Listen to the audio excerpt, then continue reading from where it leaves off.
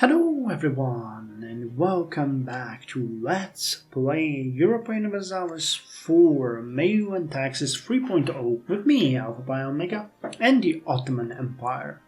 So after the initial episode, introduction episode, explanation episode, we are now in episode number 2 where we can start playing the game. I hope you enjoyed it. And I hope you are going to enjoy this episode as well, where we are actually going to do stuff. So, I have on purpose not done anything in the previous one because I wanted you to see everything that we will do here. Let's start by looking at our leader, the Sultan Orhan Gazi Osmanli, who is, as I mentioned in the previous episode, 76 years old now. He is very old and very sick by this time. He is, though, a very good leader still. He has diplomatic and administrative skill of 4 and military skill of 5. He is tolerant, which is something that we need to keep in mind. He is proud, which is also pretty good. And he is a conqueror, which will lead us into the next stage of our game, where we are going to conquer everything and everyone we can. Unfortunately, due to his age, he will soon be replaced by his son, Süleyman Osmanli, who is a conqueror as well with a very high legitimacy of 444 skill.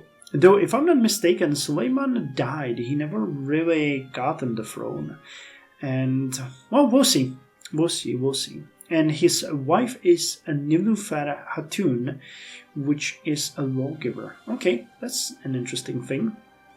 Now, as far as our government goes, we have a very low centralization of 20, but I think that might be a default one for pretty much everyone, with a maximum centralization of 40. So we're definitely going to work on that because, as I mentioned, centralization is one of the key factors of the autonomy that is otherwise very evil in the game, to be quite honest, because it can mean that you're pretty much not getting anything from vast swathes of your empire due to the autonomy. And centralization is the primary way how you can fight that, because at centralization 20 you are getting a monthly autonomy change of minus 0.08. When we look at, I don't know which one is too distant, we have the quick communication modifier here. Where is the communication modifier over here? Why is there not one? Oh, it's here, moderate communication. Okay, so this one is further away, and we can see that this one is actually lowering the monthly autonomy by 0.445, while the quick communication lowered by 0.724. So it is much harder for us to keep in touch with what is happening in Bolu than with what is happening in Enguru. For Gallipoli, the communication is decent. Okay, so Bolu truly is the worst of them all. Yeah, okay, I wouldn't expect that. It seems like it's close, but I guess the communication with it is much more complicated. So, centralization, as I mentioned, is one thing that we need to keep in mind. When it comes to country modifiers, we are a kingdom, or more precise, a sultanate, which gives us extra prestige and diplomats. Ram's Sultanate claim. So we have an extra diplomat from that, increase in morale of army, and extra monthly prestige. So our current prestige is 33.83 and is lowering by 0.77 yearly. But we can see that we get a lot of positive modifiers here. Largest regional city of Bursa, the Seljuks, familiar service, familiar appointment. It's just a decay. The game really has a lot of decay built in it, so if you want something high, you really have to work on it all the time, because it's gonna move towards its calculated equilibrium, whether it's population or prestige, stability. We'll be fighting for our place in the sun in most categories most of the time. Tribal origins. We have a cavalry flanking ability increased by 5%, and cavalry to infantry ratio increased by 10%. Though Though our origins are humble, we have reached well beyond our homeland and established the strongest Beylik in Anatolia, while our army has expanded beyond our nomadic origins in the Kai tribe. A strong, experienced contingent of nomadic old guard remains in our force, a remnant of a time since past. This one's actually going to go away in about 11 years. That's interesting. And it enables an increased recruitment from nomads. We are the rightful heir of the Seljuk Turks, and we will finish what they have started. Okay, this one also expires in 21 years. This one doesn't. Anatolian power, no expiration date. Monthly war exhaustion lowered by 0.01. Since the fall of the Sultanate, the emergent Beyliks of Anatolia have been locked in a power struggle. Any serious moves by the major powers will break the careful balance of power to the scorn of all Beyliks, while any move by a minor Beylik risks a coalition to crush any upstarts. The only safe action is war against the enemies beyond the lands of the Beyliks, Christian or otherwise. So we are a major power. Share of Anatolian development 24.1% and share of all Beyliks 23.9%. Executive authority, ruler impact 60. Okay, this is another important thing that we need to keep an eye on, because only part of our monthly administrative, diplomatic, or military mana comes from the ruler himself. Most of our points is gonna come from combination of him and the executive power, which is, the you can think it as the overall administration of the land. So we are getting quite a lot from them as well. Addition of 4, 4, 5. So we're getting 10. No, we're getting 7, 7, and 8. The calculation here is a little bit more complicated than I would like it to, but it is good to have the executive authority as high as possible. Executive authority represents the potential power of the executive over the state and the ability to exert this power. Now the factions, here we can see what the factions have as relations to each other and to us, I think. Yes, and to us. The privilege desires.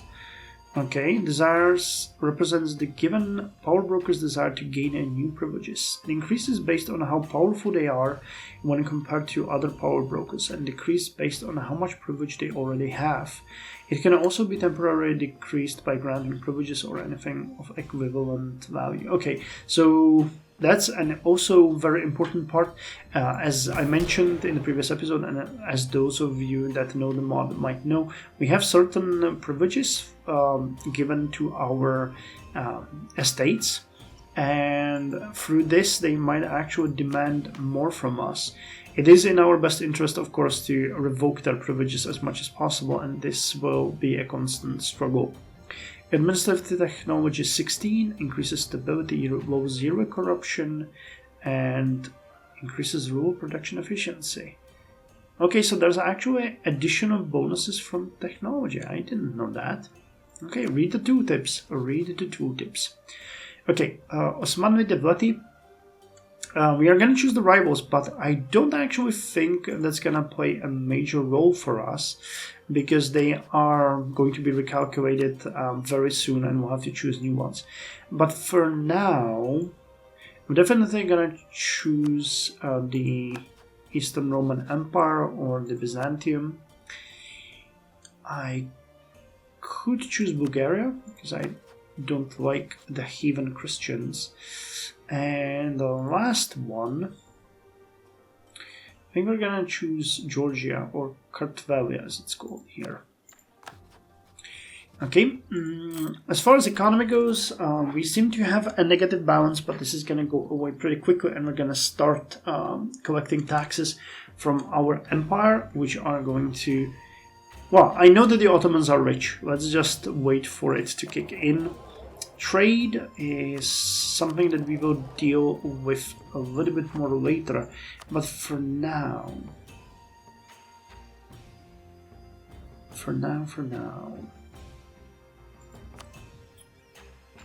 Now we are present in 3 areas. Now, one rule of thumb that you want to follow is you basically want to have merchants in all adjacent territories and adjacent nodes to you, because you need a merchant in those areas to be able to trade with them. The system is a little bit more complicated than that, but if you want to start importing goods from these areas, you need to have a merchant in them, unless you have a capital there. So I think that this one should be fine for us. But for example, in this territory, we would definitely need a merchant to be able to trade with it. So let's... we do have a certain power here, don't we? Or we don't. We should. Okay, let's see us here. We are present, but I guess our territory is too weak to actually exert itself. But, you know, it is a huge area. It's the central Anatolia. So let us transfer trade power. And we are going to collect from trade from the capital node over here. Technology-wise, we are at Administrative Technology 16, Diplomatic Technology 16, and Military Technology 16. We have a vested interest in getting Diplomatic Technology 17 as soon as possible, because we have no navy, if I'm not mistaken. Yep, we have no navy. And if I would like to build a navy, it definitely should be the Doe Raiders, because I would like them to boost our trade, and thus I would like to build as many of them as possible. There's going to be one little problem with that, and that's the amount of naval material that we have. We gain 17 each one, maximum is 1388, and I think each one of these ships cost like 200, so we would definitely not be able to go to max in the very beginning, and even the maintenance is going to be an issue for us. You can fight that by actually increasing your harborage, because that gives you more.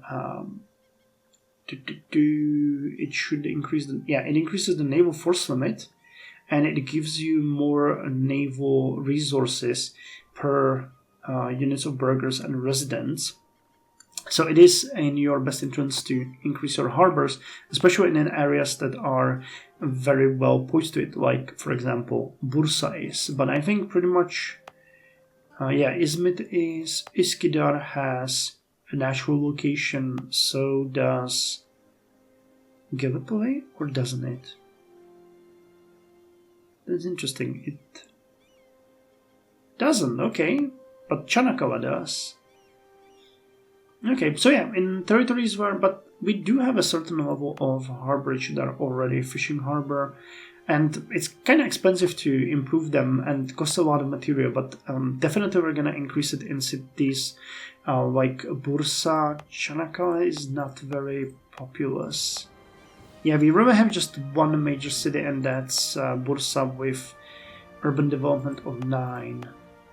Okay, Angiri is also a fairly important city because it has, a province, because it has Ankara in it. And Eskişehir is the old province, but those, don't have access to any major rivers or coast, so they're not gonna be of any use to us. But yeah, this is something that we need to focus on. Building a strong navy was a struggle for the Ottomans because they were fighting historically quite a lot with Venice, and they actually lost a number of major naval combats with them.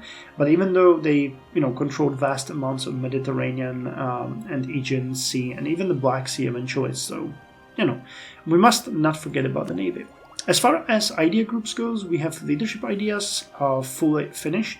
They give us extra prestige from land battles, land leader maneuver, recovery of army morale plus 4%, leader siege increased by 1, military advisor cost lowered by 25%, army tradition from battle increased by 100%, and morale of armies increased by 5%. And leaders without upkeep plus 1. And we have quantity ideas, which gives us manufactured supplies, which increase military production by 10%, and national supply limit modifier plus 20%. We have manpower recruitment cost decreased by 25%. Garrison infrastructure cost lowered by 10% and recruitment time lowered by 15%. Simple procedures.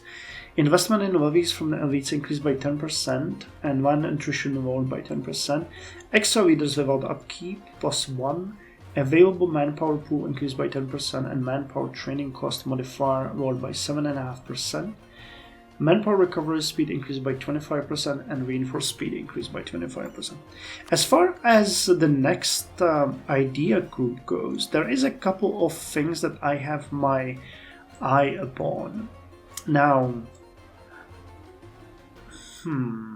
which ones were those? I know I like the administrative ones because they lower inflation and yearly corruption, and they lower the monthly autonomy. There's also the civic religious idea, which lower autonomy. And there's definitely more of these. Or was it just these ones? Oh, there's the bureaucracy one. Yeah, bureaucracy is a good one because it increases your yearly centralization, but that one has a cap, so it really depends on when you get it. But bureaucracy is a good one because it helps you with the overall bureaucracy. It increases their influence and administrative efficiency and so on. I like the trade ideas. They are very important for you as you go through the game. Aristocracy would be kind of good for us, I think. Culture would definitely be good. And then, of course, standing army and naval ideas would be great. Naval might be one of the first ones we pick because it increases significantly your naval capabilities by giving you naval production, lowers naval attrition, gives you bonuses to ship trade power, naval leader maneuver, force limit is increased, and national naval material modifier plus 20%. And ship can repair when in coastal sea zone. That's amazing. So yeah, that might be one of the few things that we might want to. Diplomacy is, I mean, everything is good. We'll see. We'll see what will be the biggest issue that we're gonna encounter. As far as missions go, we have a mission to conquer Thrace, which is great. But I think one of the following must be true. Province is Constantinople province is... Yeah. So to conquer Thrace, we need to own Constantinople, which is not going to happen anytime soon, and I can tell you why. The Theodosian walls here are giving the capital a local defensiveness of 1000%. So their total defensiveness, or can we see that? I don't think I see it here. Can I see it here? I don't... Oh, here it is, yes. So they have a fort level of 6, which is the first thing. We would need, like, 14 to 16,000 men, maybe even more, maybe 17,000 men to lay siege to the city. But the fort defensiveness currently is 1,073. Which is insane. They have other modifiers like Fear of the Turks, Hostile World, but they are all like 50%, 15%. The 1073% defensiveness means we will get a battle phase of about a year. I'm not kidding. I saw that.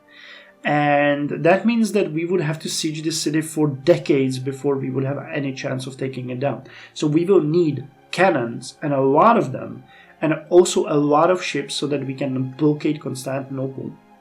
Those two are absolute prerequisites for us to be able to actually do anything in the way of conquest. So of course we're going to take all of the other territory and isolate Constantinople, but unless they lose the Theodosian walls, which can happen, I'm not saying it can't happen, but if that happens, but unless that happens, we're going to have very hard time taking them. So yeah, their capital is out of the question for us for now. We have a goal to consolidate Anatolia and to own Istanbul. We have a couple of missions here to own Mecca, to own Medina, and to own Al-Quds, and have them all as Sunni. we have the Pontic coast here, which all of the provinces in Paphlagonia area are owned by us. All the provinces in Pontus and Chaldea are ours. Okay, and we have the colonial ideas here. So we need a safe harbor, the race, diplomatic technology of at least 33. We need commercialization, and we need diplomatic technology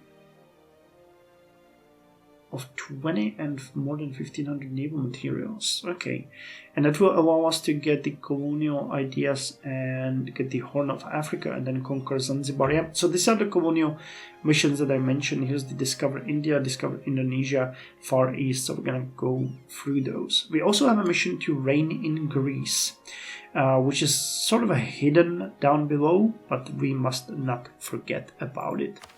Now, as far as this decisions and policies go, we want to move our capital to Rumelia and wear the imperial crown. For this one, we need to own Adrianople, which is over here, and we can move our capital there.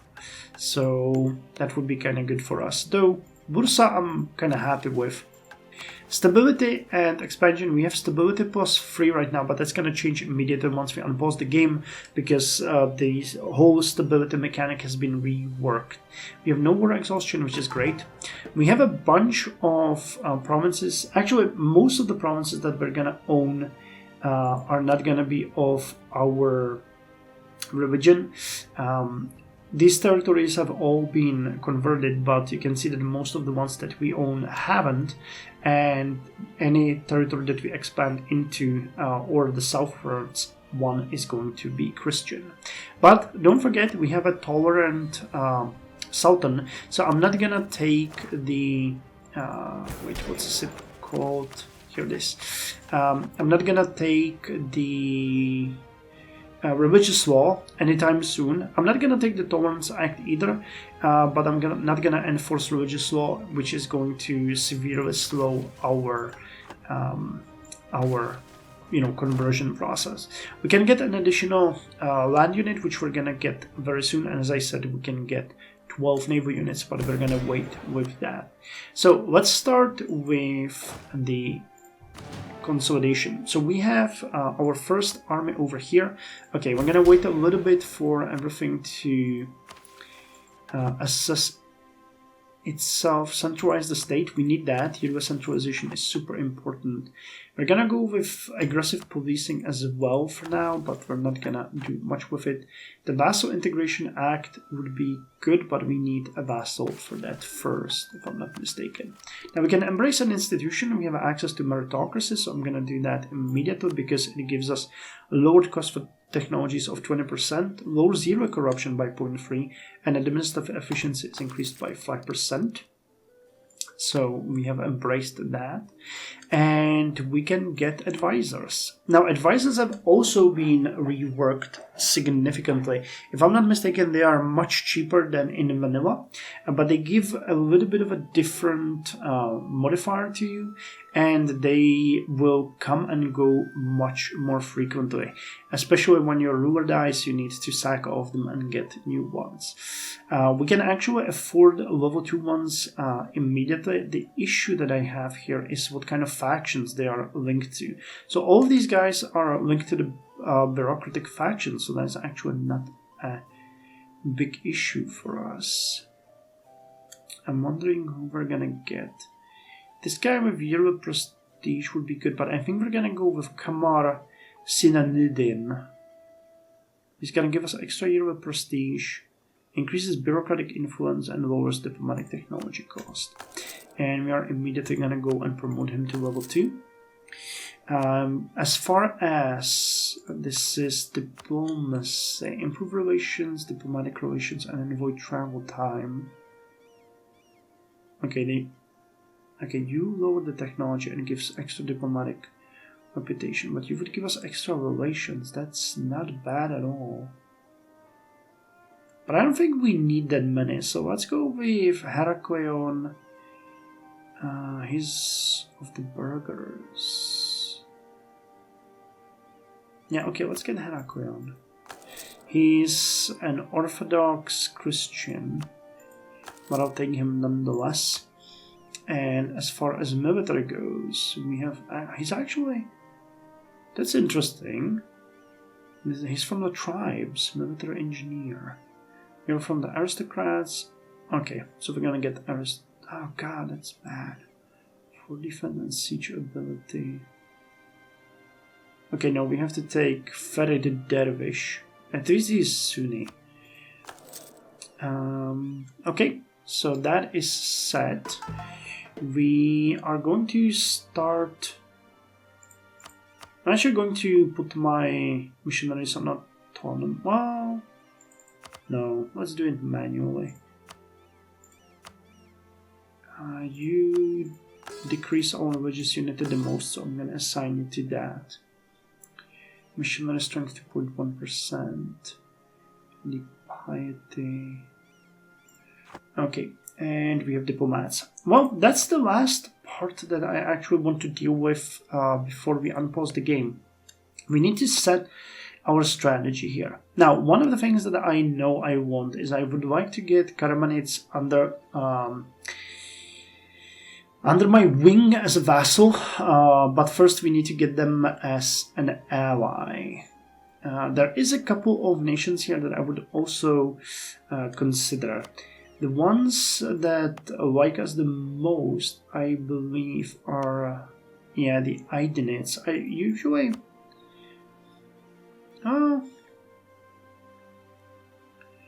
well, we're role-playing, so Idenids have very good relations with us, so we might want to go with them.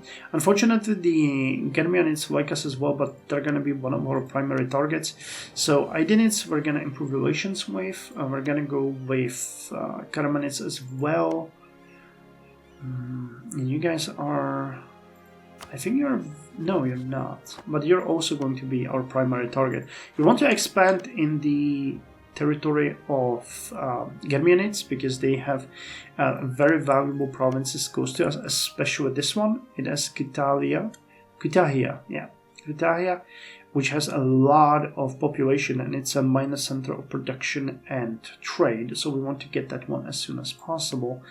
And I would also like to get these areas because they give access or actually extend our access to the sea. Now, their capital is Kastamonu, so I'm willing to leave it to them, but I would like to take Sinop, which is a small port, and it has a minor center of trade and minor center of production. So these are going to be our first two conquests. We're gonna avoid fighting Eretinids if I can avoid it for now, especially until we establish ourselves in the southwestern Anatolia. And until we gain Karamanids as our allies. We'd also like to lead a war against the Byzantine Empire, but we currently have truce with them and it's gonna stick for the next 3 years, but I think it gets extended via an event because the Ottomans have been historically intertwined with the Ottomans quite significantly. Even though the Ottomans conquered them, by the time of Orhan, the Ottomans have already been included in the political games of Byzantium quite extensively. So yeah, there's that. Okay, and I think with this we are pretty much ready. So I have you here. I want to have you drill, but we need a commander for that, which we will get very soon, I believe. Actually, I could jump ahead and have the ruler as a military commander immediately, and you can start drilling. When can we declare war? I think we can do it in February.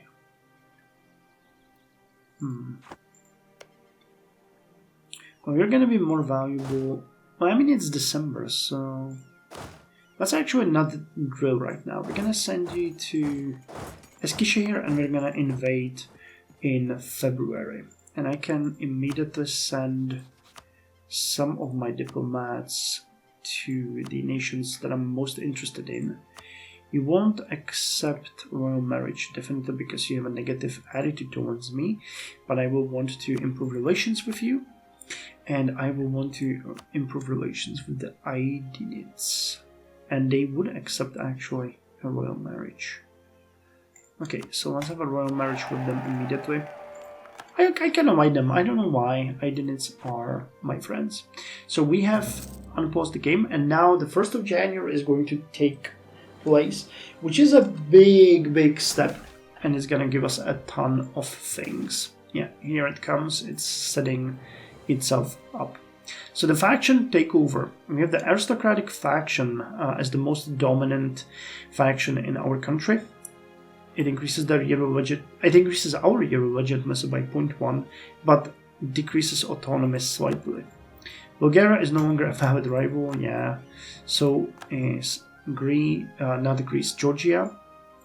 We gained a humanity. Okay, we didn't because it's gone. We have received word that Kartvelia has embraced centralism. Okay, and Eretnitz has announced that we are their rival. So new disease has a bubonic outbreak in Liguria. Okay, well that's not good. It could be a little bit closer than we feel like. So Liguria now has a bubonic plague. It doesn't seem so bad immediately, but it's gonna be very terrible. Now look at how many people live in this area. 117,000 peasants, 45,500 residents, and a couple other thousand nobles, burghers, and clergy. The susceptibility of this province to the infection is about 40%, and the infected is 0.01. Dead 0, change 0. But as there's 40% susceptibility, if I understand it correctly, that means that out of the 150,000 people, over, what would that be? That would be like 60,000 people can potentially die in this province. And the plague is gonna spread everywhere. Hopefully it's not gonna reach us, but it might. The Sunni faith. Until it was supplanted by nationalism in the 19th century, religion was the driving force in the world. Although nation-states formed in this era, the roots of nationalism were usually found in religion. Even a small heresy could spill over into a revolution and was contained and corrected. But worse was to rule over heathens who rejected the true faith entirely. Such infidels were untrustworthy at best, openly treacherous at worst. Glory and honor came to those who could convert such people to one true faith. In the lands of Anatolia, since the fall of the Sultanate... Oh, I thought I had it paused. Okay.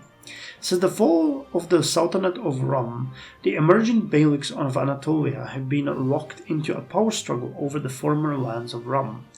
Any serious moves by the major powers will break the careful balance of power to the scorn of all beyliks, while any move by a minor beylik risks a coalition to crush any upstarts. The only safe action is war against the enemies beyond the land of the beyliks, Christian or otherwise. As a frontier nation of Islam against the infidels beyond, we always have a casus belli to declare a whole war against all neighboring heathens. Victory against heathen enemies will encourage Ghazi warriors to flock to our cause, renewing our armies in the form of additional manpower and ducats. If one beylik becomes truly dominant, with more development than other beyliks combined, the power struggle may find an end through diplomatic means. A new start awaits. Padua has accepted the offer from Bohemia to become a free city in the Holy Empire. And here's the delegated tax code. So, the delegation of a tax code is actually kind of interesting. You remember the privileges that I spoke of? Well, these privileges all have their own inherent cost. Basically, we have to pay for our aristocrats, for our clergy, and for our burghers to collect and pay taxes to us. And we do this through burning of administrative, diplomatic, and military power. This will happen every single year, and we're always going to pay a share of our power for that, basically for the collection of the taxes.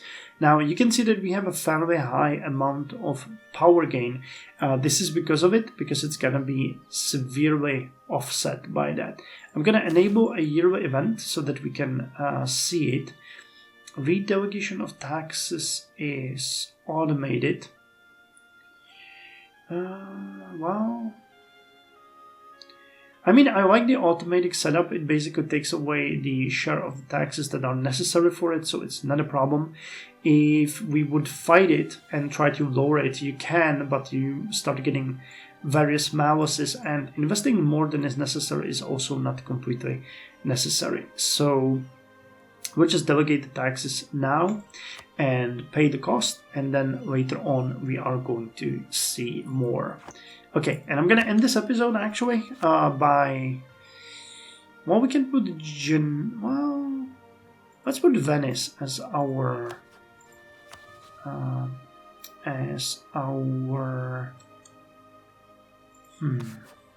we have Venice and the Byzantines as our rivals. I don't want to have Athens. Let's re-elect Georgia as our rival. Okay, so the setup phase is behind us. We are moving to prepare for our first war. We have our diplomats sent. I'm gonna actually recruit infantry unit in Eskişehir here, so we have enough, or actually the max of units that we can have when we invade. It's not going to be necessary, but I would like to win as fast as possible. And with that, I think we have went through the setup phase pretty well in this episode. And in the next one, we are going to, well, wage a war against our enemies and expand our empire. So, thank you very much, and I'll see you in the next one.